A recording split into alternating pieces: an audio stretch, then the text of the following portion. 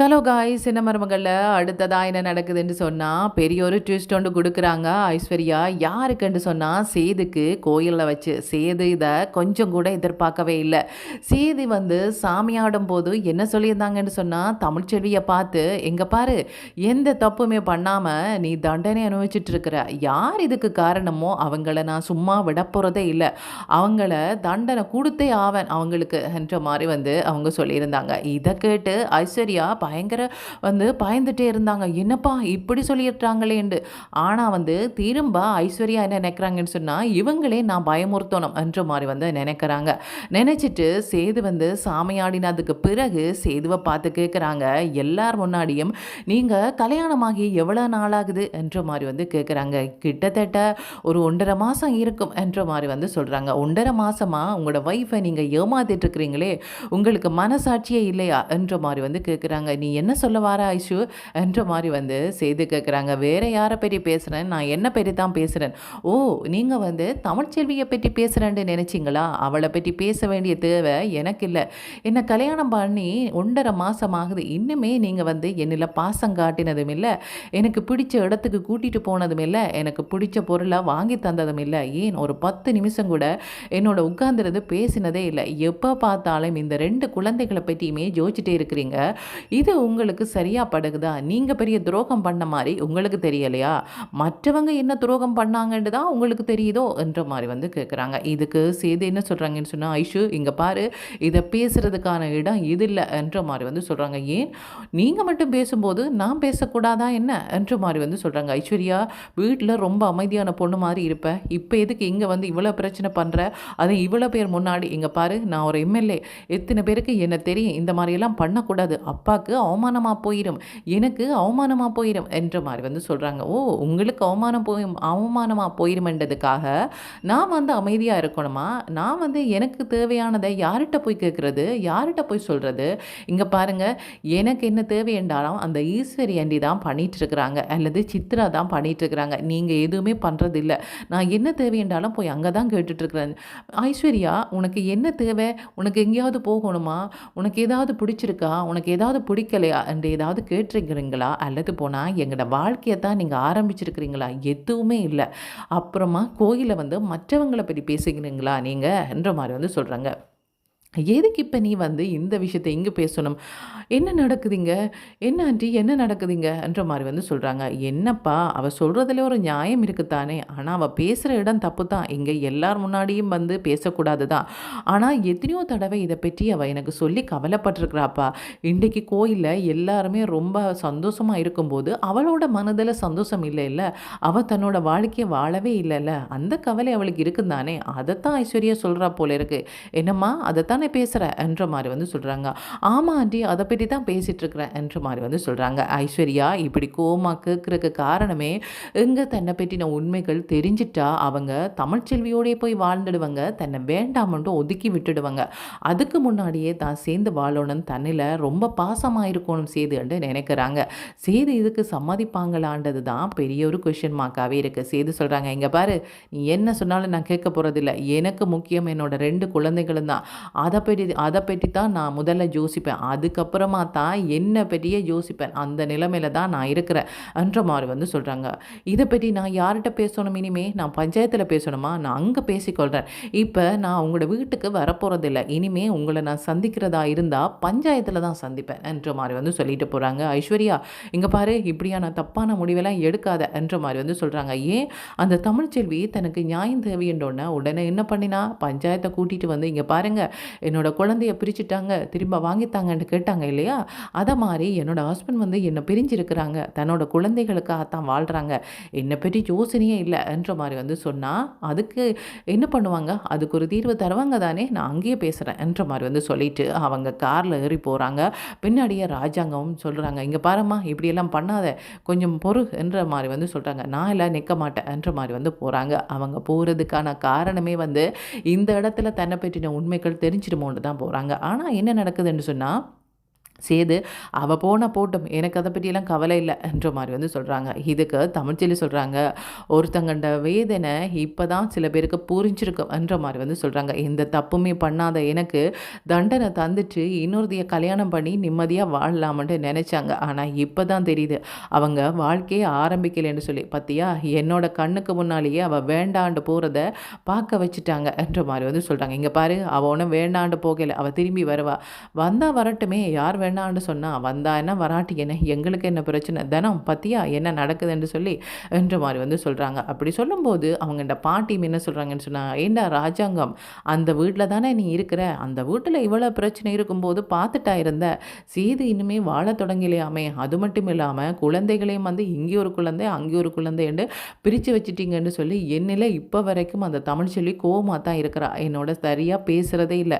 நீங்கள் நினச்சிட்ருப்பீங்க அந்த வீட்டில் நான் இருக்கிறேன்னு சொல்லி, ஆனால் அந்த வீட்டில் எல்லாரும் என்னோட நல்லா பேசுகிறாங்க, தமிழ்ச்செல்வியை தவிர என்ற மாதிரி வந்து சொல்கிறாங்க. ஆமாம், நீங்கள் பண்ண காரியத்துக்கு நல்லாவா பேசுவாங்க, பார்த்தியா எப்படி பேசுகிறான்னு சொல்லி. அப்போ அந்த வீட்டில் இருக்கும்போது நான் எவ்வளோ கவலைப்பட்டுட்டு இருப்பேன். சரி, என்னோட பேரனோட குழந்தை கொண்டு போய் கொடுத்து அவன் சந்தோஷமாக வாழுவான்னு நினச்சா, அவன் தன்னோட வாழ்க்கையும் பார்க்கல, இங்கே மற்றவங்களையும் நிம்மதியாக இருக்க விடலை. இதுதான் நடக்குது, என்ன பண்ணுறது ராசாங்கம், நீ இருக்கிற இடத்துல நல்ல விஷயம் நடக்குமென்று நினச்சேன், ஆனால் உன்னோட வீட்டிலேயே இவ்வளோ பிரச்சனை நடக்குதுன்னு இப்போ தானப்போ எனக்கு தெரியும் என்ற மாதிரி வந்து சொல்லி போட்டு, சேது இங்கே பாரு, நீ வந்து 2 குழந்தைகளையுமே வந்து தமிழ்ச்செல்விகிட்ட கொடுத்துட்டு நீ ஐஸ்வர்யாவோட சேர்ந்து சந்தோஷமாக வாழு, அதுதான் உனக்கு சரின்னு நான் நினைக்கிறேன். அல்லது போனால் ஐஸ்வர்யா தனக்கு வேண்டாம்னு போனால் நீ தமிழ்ச்செல்வியோடு சேர்ந்து சந்தோஷமாக வாழு என்ற மாதிரி வந்து சொல்கிறாங்க. என்ன அப்பத்தா, என்ன பேசிகிட்டு இருக்கிறீங்க நீங்கள் எங்களை வேண்டாம்னு சொல்லித்தானே அவங்கள்ட வீட்டில் போய் உட்காந்துருக்கிறீங்க, அவங்க சொல்லி தந்தாங்களா இப்படியெல்லாம் பேச சொல்லி, எனக்கு என்ன பேசணும்னு எனக்கு தெரியும் என்ற மாதிரி வந்து சொல்லிட்டு, வாங்க எல்லாரும் போகலாம் என்ற மாதிரி வந்து கார் எடுத்துகிட்டு போகிறாங்க. எல்லாருமே கேட்குறாங்க, என்னப்பா உன்னோட குடும்பத்திலே இவ்வளோ பிரச்சனை இருக்கும்போது நீ என்னட்டப்பா மற்றவங்கள்ட பிரச்சனையை தீர்த்து வைப்ப என்ற மாதிரி வந்து சொல்கிறாங்க. அதுக்கு வந்து சேது என்ன சொல்கிறாங்கன்னு சொன்னால், இங்கே பாருங்கள், எந்த விஷயத்துலலாம் தலையிடாதீங்க, அது எனக்கு தெரியும்,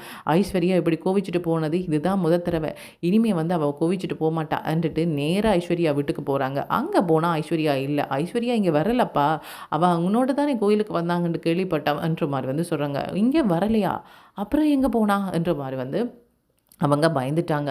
ஈஸ்வரிக்கு வந்து கால் பண்ணுறாங்க.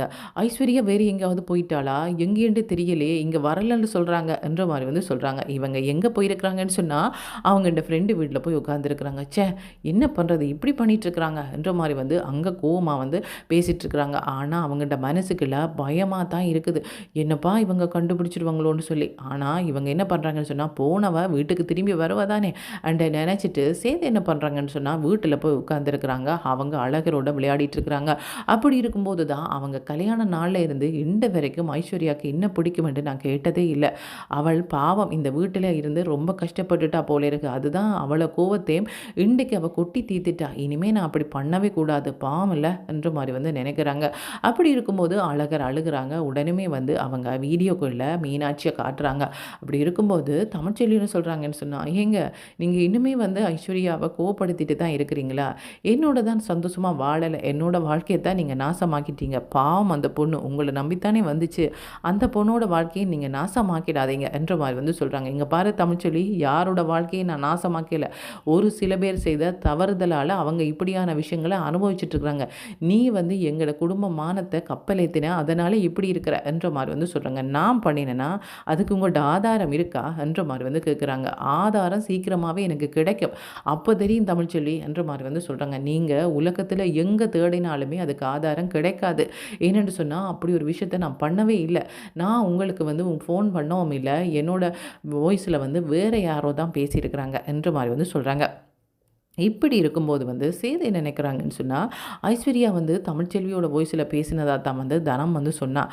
அது உண்மையாக பொய்யாண்டு தெரியறக்கிடையிலே ஐஸ்வர்யா போயிட்டாலே, இப்போ திரும்ப கூட்டிகிட்டு வந்து அதை பற்றியெல்லாம் பேசினா இந்த பிரச்சனை திரும்பவுமே பெருசாகும், என்ன பண்ணுறது என்றுட்டு அவங்க பேசாமல் இருக்கும்போது அந்த டேபிளில் வந்து அவங்கள்ட கல்யாண வீடியோ அந்த கொப்பி வந்து இருக்குது. அவங்க அதை பார்க்குறாங்க. பார்த்துட்டு என்ன நினைக்கிறாங்கன்னு சொன்னால், சரி இதை பார்க்கலான்ட்டு அவங்க என்ன பண்ணுறாங்கன்னு சொன்னால் அதை டிவியில் போட்டு பார்க்குறாங்க. பார்க்கும்போது அவங்க தாலி கட்டலை அவங்க யோசிச்சுட்டு இருக்கும்போதே அவங்க சித்ரா தாலி கட்டுறத கண்டுட்டாங்க. என்னடா இது! இது ஒருக்கா திரும்பி பார்த்தா தான் என்னன்ட்டுட்டு அவங்க திரும்ப பார்க்குறாங்க. பார்த்தா இவங்க தாலிய பிடிச்சு வச்சிருக்கிறாங்க. ஆனா சித்ரா தான் தாலிய கட்டுறாங்க. என்ன இது! சித்ராவா தாலி கட்டினான்ட்டுட்டு அதை அப்படியே என்ன பண்ணுறாங்கன்னு சொன்னா, அத எடுத்து சித்ராக்கு அனுப்புறாங்க. அதே மாரி வந்து ஐஸ்வர்யாக்கும் அனுப்புறாங்க. என்ன சித்ரா இது! தாலி கட்டினது நான் இல்லையா? அப்புறமா எப்படி எனக்கும் ஐஸ்வர்யாவுக்கும் கல்யாணம் நடந்ததுன்னு சொல்லலாம். இங்க பாரு இத பார்த்தா மற்றவங்க என்ன நினைப்பாங்க? எதுக்கு அவசரப்பட்டு நீ அவளோட கழுத்துல தாலி கட்டின? என்ன இது? என்ற மாரி வந்து சொல்றாங்க. இல்ல நான் வந்து தாலி கட்டவே இல்லை. இங்க பாரு. இதுல அப்படியே தெரியுது. பாரு இந்த வீடியோ பாரு என்ற மாரி வந்து அந்த வீடியோ கிளிப்ப வந்து காட்டுறாங்க. சித்ராக்கு என்ன பண்ணுறதுன்னு தெரியல. அம்மா இதை எப்படியாவது செய்து பார்க்காம மறைக்கணும்னு நினச்சா பார்த்துட்டானே என்னம்மா பண்ணுறது என்ற மாதிரி வந்து சொல்கிறாங்க. ஏதாவது சொல்லி சமாளி, நீ தான் தாலி கட்டின, மற்ற முடிச்சு தான் நான் போட்டேன்ற மாதிரி வந்து சொல்லு. இல்லையம்மா அவன் வந்து நம்பவே மாட்டேன்றான், அவன் வந்து சும்மா தாலியை பிடிச்சி தான் வச்சுக்கிறான் அவளைய, அவன் தாலி கட்டவே இல்லை இங்கே பாருங்க என்ற மாதிரி வந்து சொல்கிறாங்க. சேது இங்கே பாருப்பா, இதையெல்லாம் ஒரு பிரச்சனையை அடுத்து அந்த பொண்ணோட வாழ்க்கையை வந்து நாங்கள் விளையாடக்கூடாது. பாவம் அந்த பொண்ணு எங்கே ஐஸ்வர்யா கூப்பிடு, அவள் வந்து ரொம்ப செல்லமாக வளர்ந்த பொண்ணு, இப்படி அவளை கஷ்டப்படுத்தாதேப்பா, பாவம் இல்லையா, உனக்காக அவள் எவ்வளோ கஷ்டப்பட்டுருக்கிறா, இனியுமா கஷ்டப்படுத்தணும் என்ற மாதிரி வந்து சொல்கிறாங்க. இங்கே பாருங்கண்டி, நான் யாரையுமே கஷ்டப்படுத்தலை, என்ன தான் எல்லாருமே வந்து கஷ்டப்படுத்திட்டு இருக்கிறாங்க. என்ன நடக்குதுன்ட்டு எனக்கு புரியலை, என்னை சுற்றி என்னமோ நடக்குது, யாரோ சதி திட்டம் பண்ணிகிட்டே இருக்கிறாங்க, அந்த சதி என்னன்றதை கண்டுபிடிக்கணும், அதை கண்டுபிடிச்சா பிறகு தான் ஐஸ்வர்யாவை நான் வீட்டுக்கே கூட்டிகிட்டு வருவேன். அது வரைக்கும் நான் கூட்டிகிட்டு வரப்போகிறதில்ல. அவள் எங்கே இருக்கிறாளோ அங்கே இருக்கட்டும், அவங்க அம்மா வீட்டுக்கு போனா என்ன, அல்லது வேறு எங்கேயாவது போய் இருந்தா என்ன, அதை பற்றியெல்லாம் எனக்கு கவலையே இல்லை என்ற மாதிரி வந்து சொல்கிறாங்க. ஐஸ்வர்யா என்ன பண்ணுறாங்கன்னு சொன்னால், இப்போ ஈஸ்வரிக்கு ஃபோன் பண்ணி கேட்குறாங்க. என்னை பற்றி ஏதாவது பேசினாங்களா, என்னை கூட்டிகிட்டு போக வருவாங்களா, தேடினாங்களா, என்ன பண்ணுறாங்க என்று கேட்கும்போது அவங்க சொல்கிறாங்க, என்னப்பா இது, உன்னை தேடி உன்னோட வீட்டுக்கு தான் போனாங்க, அங்கே இங்கே வரலைன்ற மாதிரி வந்து சொல்லிட்டாங்க. அப்புறமா அந்த வீடியோ வந்து பார்த்துட்டான். அந்த வீடியோ கிளிப்பில் தான் தாலி கட்டையில் என்ற விஷயம் தெரிஞ்சுட்டதே. இப்போ என்னென்ன ஐஸ்வர்யாவுக்கு சொல்கிறதுன்னுட்டு, இல்லை அவன் வந்து கொஞ்சம் கோவமாக இருக்கிறான், கொஞ்ச நேரம் கழித்து அவன் ஃபோன் பண்ணுவான் அல்லது அவனே வருவான், நீ யோசிக்காதம்மா என்ற மாதிரி வந்து இவங்க சமாளிச்சிடுறாங்க. என்னப்பா இது, இவளுக்கு சப்போர்ட் பண்ண போய் இப்போ நாங்கள் பெரிய பிரச்சனையில் மாட்டுப்பட்டுட்டோமே என்ற மாதிரி வந்து சித்ராவும் அதே மாதிரி ஈஸ்வரியும் பேசிக்கொள்கிறாங்க. இப்படி பேசிக்கொள்ளும்போது வந்து ராஜாங்கம் என்ன சொல்கிறாங்கன்னு சொன்னால், இந்த வீட்டில் என்னமோ வந்து யாரோ என்னமோ பண்ணிகிட்டு இருக்கிறாங்க போல இருக்கப்பா, எங்களுக்கு பிடிக்காத விஷயங்கள் ஒரு சில விஷயத்தை வந்து இந்த வீட்டில் பண்ணிகிட்ருக்குறாங்க போல இருக்குது. யார் அவங்க, எதுக்கு இதெல்லாம் பண்ணுறாங்க, இதை பண்ணுறதால அவங்களுக்கு என்ன பிரயோசனம், இதெல்லாம் வந்து நான் அறியணும் என்ற மாதிரி வந்து ராஜாங்கம் சொல்கிறாங்க. சேது ஒரு சில விஷயங்களை உன்ட கையில் விட்டுட்டேன் தான், ஆனால் வந்து எல்லா பொறுப்பையும் உன்ட கையில் இப்போதைக்கு விட முடியாது. எனக்கு 2 சின்ன குழந்தைகள் இருக்கிறாங்க, அவங்கள்ட விஷயத்தை நீ பார்க்கணும். அதனால் வந்து இங்கே ஏதாவது பிரச்சனை நடந்தால் அதை நான் பார்த்துக்கொள்கிறேன், நீ அதையெல்லாம் அவனோட தலையில் போடாத என்ற மாதிரி வந்து சொல்கிறாங்க. சரியப்பா என்ற மாதிரி வந்து சொல்கிறாங்க.